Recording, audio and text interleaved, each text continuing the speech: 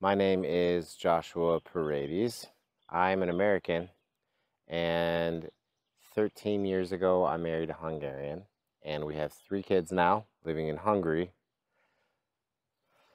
And I'm a student at the Bible Institute. I'm the oldest student in my class. I'm about 30, going on 39 years old. And I've skipped over quite a bit. So I guess I'll start with my testimony. Um, I was a bit of a late starter with faith.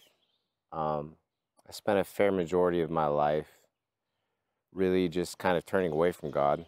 When I was young, I grew up in a really dark place, a really kind of abusive house. Not really kind of, like viciously abusive. I've got lots of scars all over from that. And for the longest time, I believed in God, but I was literally trying to just turn away from Him and go the opposite direction. I remember throughout my whole childhood, anything that called itself Christian kind of just pushed me away, both because of false representation of who God is, but also just because I was kind of blaming my whole life on God. And along the way, I started trying to take care of things for myself, to grow out of my problems, to kind of, in a way, to do what a lot of like legalistic Old Testament type people will do. Try to make myself into the kind of person I wanted to be. And I got so far. I had a lot of accomplishments, and people were always proud of me, and I was doing things that most people thought that I could never do, and ended up doing things that the same people never did. And along the way, I learned that it really just meant nothing. And so, I mean, that seems really depressing. I wanted to start with that because that was a majority of my life, really. Um, it was trying to accomplish things for myself and literally running away from God. And He reached out to me several times, through people and through other ways. Just experienced a lot of breathtaking type things, had a few dreams, etc. And it got to a point where I just continued going until I almost wrecked. And I remember going home after I got out of the military. And the lowest point I ever experienced in my life was sitting on a back porch after finally coming to the realization that no matter what I had done in my life, who I was, how much I had learned, how strong I was, or anything else, that I was powerless to change anything, really. And that besides being kind of cool to remember, it didn't mean anything. In fact, it meant as much as the mistakes I made along the way, because they both just were. In my present state, I was weighed down by a lot of guilt. I was hurt. I was angry. I was carrying a lot of things, and some of them were so heavy I couldn't even explain it if I tried. I was a terrible husband. So the darkest time of my life was sitting on that porch. And I remember sitting there thinking that there was nothing that could help me, and thought occurred to me to just pray about it. And it's weird because I'd spent my whole life trying to run from God.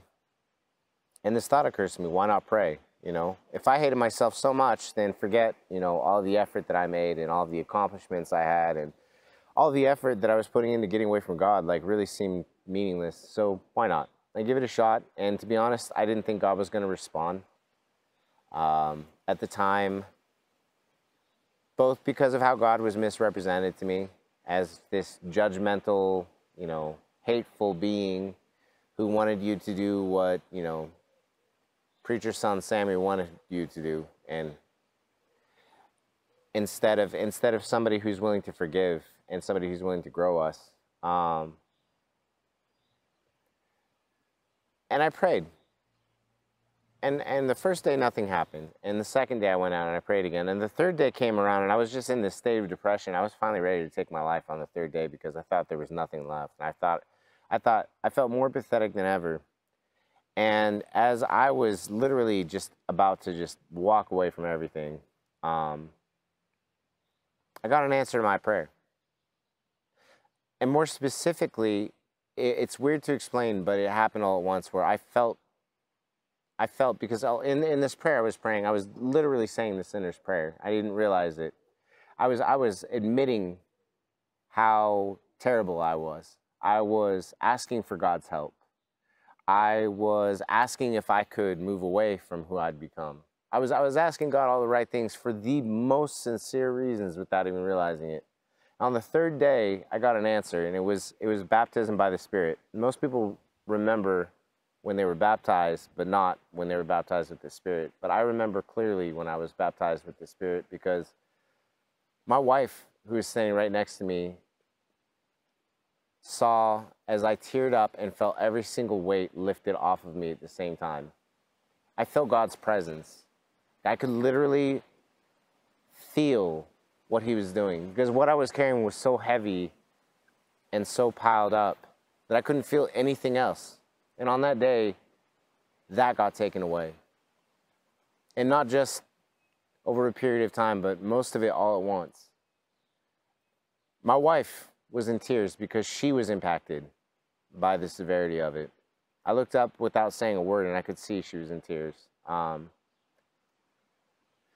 So that's definitely not where it ends, because I remember getting saved and thinking that was it. And in some ways that really was. I'm coming to learn now, I've come to learn over time that once you're saved by God, he doesn't let you go.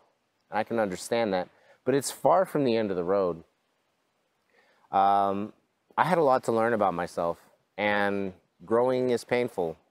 So I had to go through stages after stages after stages where I had to face things and choose whether I wanted to hold on to these things or whether I was ready to grow.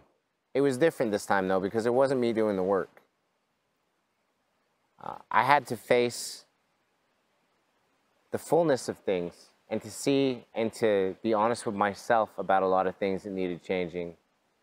And I had to do a lot of searching in the Bible and a lot of searching in prayer and accept things that I wasn't ready to accept.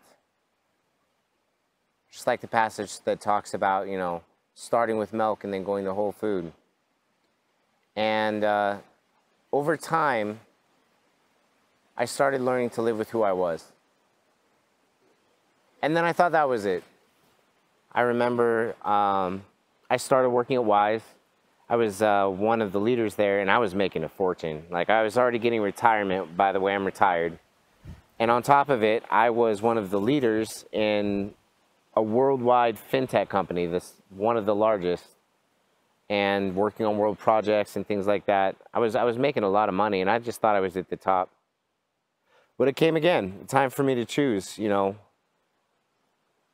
It started to require more and more of me until it came down to, am I going to do this and make a lot of money and that's who I'm going to be?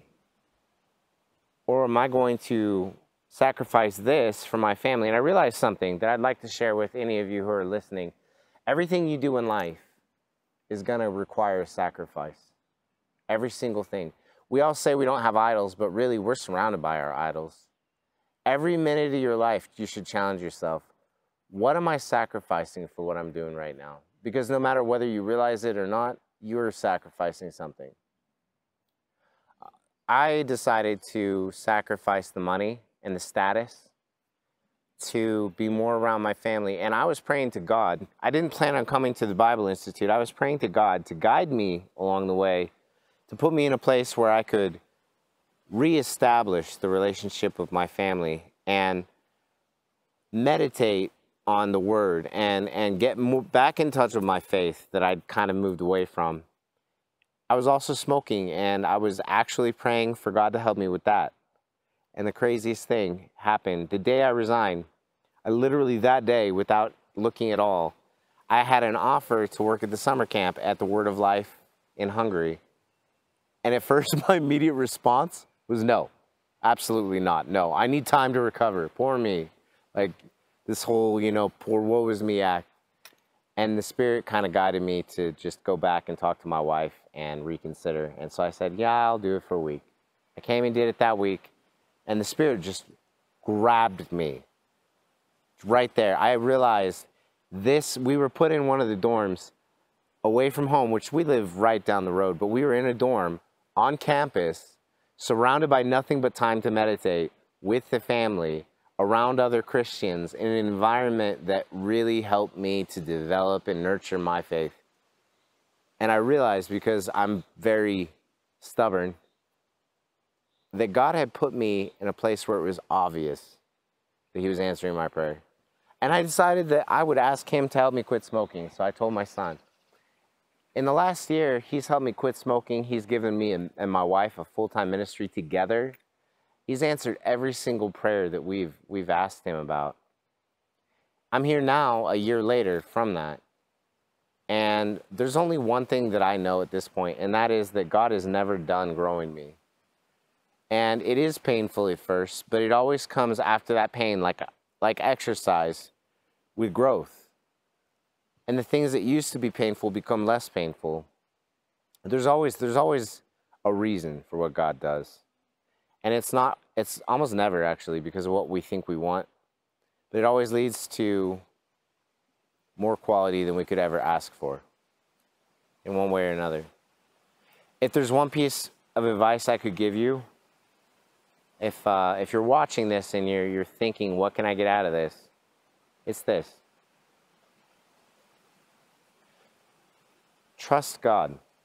I could say, love others more than yourself. I could give one of the other 1,000 messages from the Bible, but there's none that will get you through like this one. Trust God. That doesn't mean you're always going to be comfortable or that you won't be scared or that you won't fail, but it's not about you. It's about God. And if anyone I know is a prime example of that, it's me. Let me tell you, I'm not a success story, but God has turned my life into a miracle.